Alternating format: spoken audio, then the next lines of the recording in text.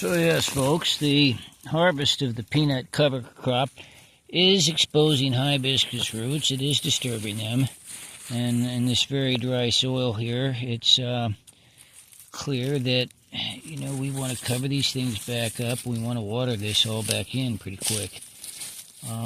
This particular area doesn't have irrigation out here, but I'll run out here with a hand waterer, and I'll get a little water out here and hope for some rain soon. Had a little rain this last week.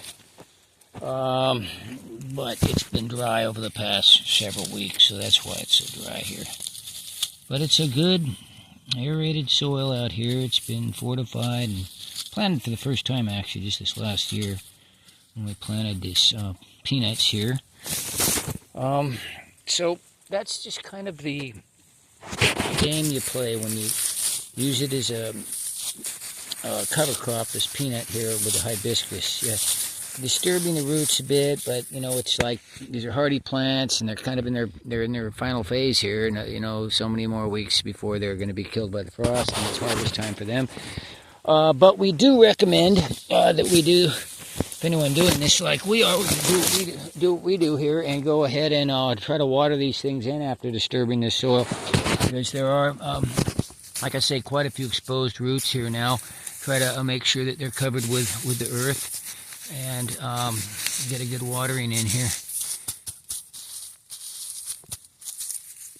Everything should be fine, but we want to take special care. We don't want to cause excessive harm.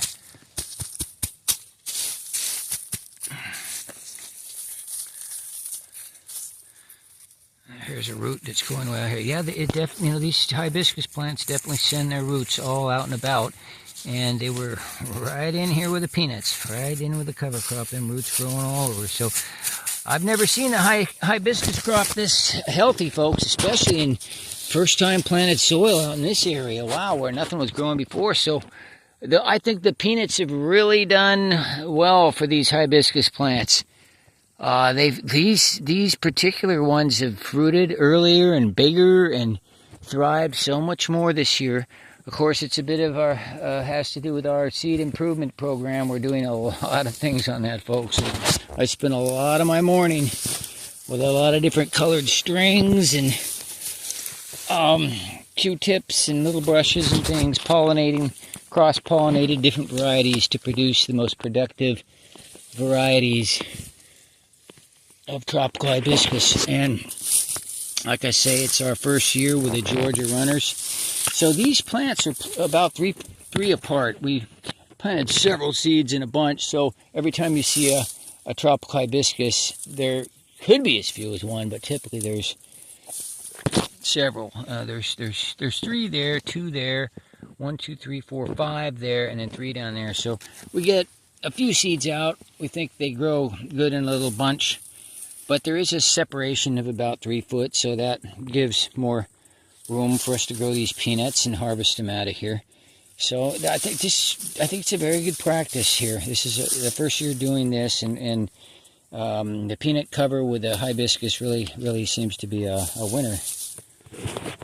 Keep in mind you've got 2 crops growing just during the summer months, and then in the winter there's totally new crops in here. So we're making use of our soil, folks, to the maxi here.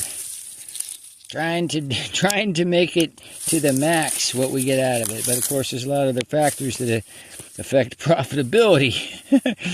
But when it comes to the growing, we're trying to really do as much as we can.